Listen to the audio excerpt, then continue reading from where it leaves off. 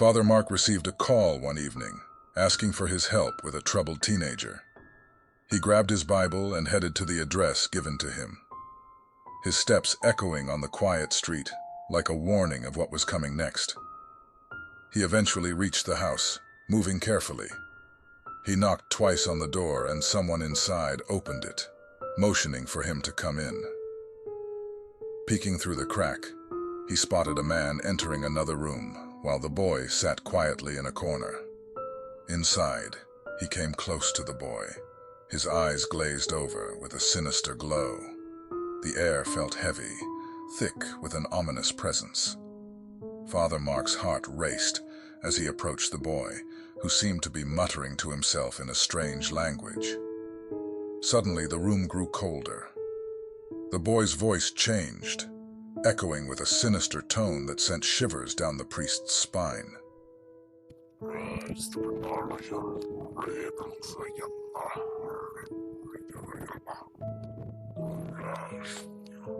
It was as if something else had taken control. With trembling hands, Father Mark began to recite prayers, but the words seemed to evaporate into the darkness. The boy's laughter filled the room, mocking and taunting, as if daring the priest to continue.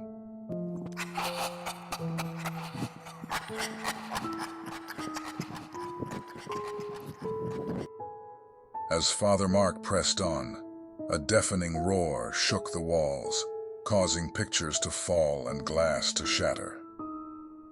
The boy's body contorted in unnatural ways, his eyes rolling back as if possessed by a malevolent force. Fear gripped Father Mark's heart, but he refused to give in. With every ounce of faith he possessed, he called upon the power of God to cast out the demon that held the boy captive.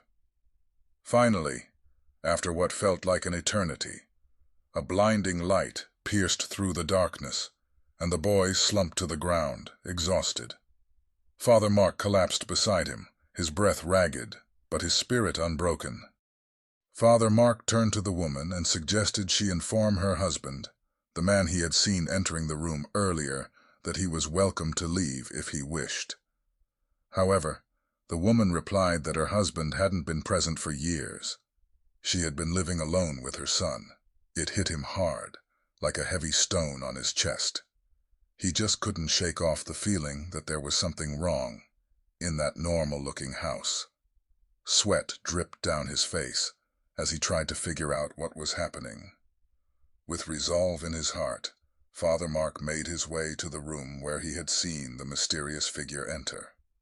Holding his Bible tightly, he began to recite prayers, calling upon the divine to cleanse the house of any evil presence.